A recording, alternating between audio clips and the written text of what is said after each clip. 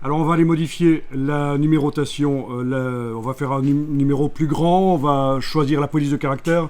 Vous avez pu remarquer éventuellement que lorsque vous essayez de sélectionner avec la flèche le numéro sur la page, ça ne se sélectionne pas, c'est verrouillé parce que ça vient du gabarit.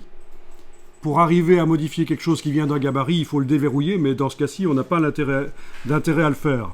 On va aller modifier le numéro sur le gabarit. Vous allez double-cliquer sur la page de gauche, par exemple, du gabarit.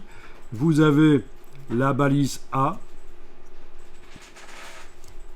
Voilà. Vous sélectionnez le bloc. Donc sur la page de gauche du gabarit. Voilà. Vous allez dans la palette caractères, menu texte en haut de l'écran, caractères. Et vous allez modifier la dimension. Vous allez pouvoir choisir une police particulière. Mais alors, on a juste un petit problème, c'est que pour l'instant, on choisit une police en regardant la lettre A, alors que normalement, il faudrait choisir la police en regardant un numéro. Mais c'est pas très grave, dans un premier temps, on va faire comme ça.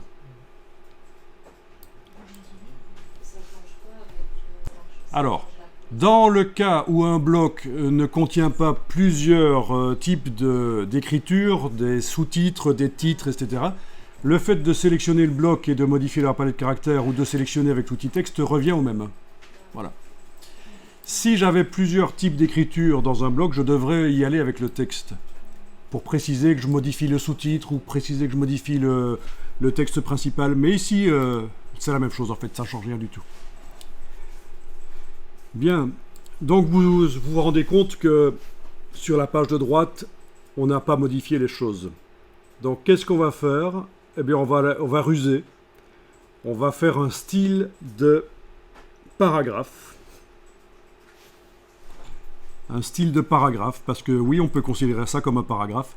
Alors vous allez dans le menu texte, style de paragraphe. Oui, la preuve que c'est un paragraphe, si on demande menu texte, afficher les caractères masqués, on a le signe hashtag ici, ça indique qu'il y a une ligne, c'est comme si c'était une fin de paragraphe.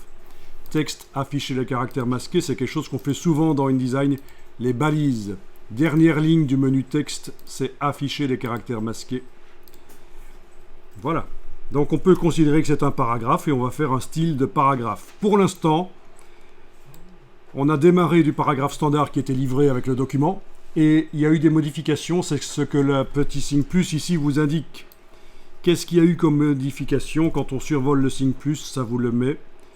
Vous avez changé le corps, vous avez changé la police de caractère, vous avez centré le paragraphe horizontalement.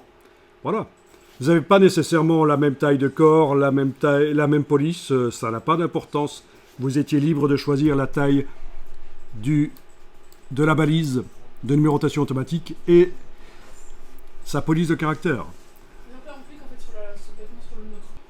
Donc on fait le style de paragraphe, on clique sur le signe plus à gauche de la corbeille. Voilà. Et on a style de paragraphe qui s'est créé ici. Et vous l'appliquez au texte, à la balise. Et vous allez pouvoir double-cliquer sur lui, à droite de son nom. Et on va lui donner le nom style de la numérotation, quelque chose comme ça.